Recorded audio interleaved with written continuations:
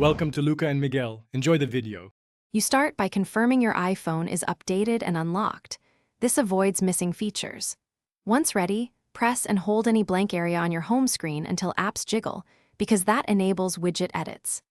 Next, tap the plus button to add a new widget, or long press an existing photo widget and choose Edit Widget to begin changing its image. Make sure you have the photo in the Photos app or an album selected so you can pick it quickly. Now you move into selecting which widget type to use and choosing the image. If you use the Photos widget, select it, then choose whether to show featured photos or a specific album. This controls how images rotate. If you prefer a fixed image, use the Shortcuts app to create a shortcut that sets a specific photo and then add that shortcut as a widget. Once done, adjust size options and tap Add Widget, or done so the change appears on your home screen.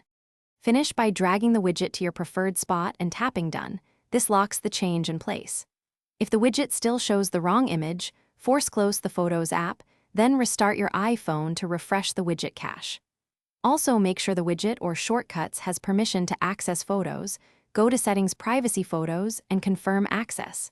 If you used an album, ensure it contains the target photo.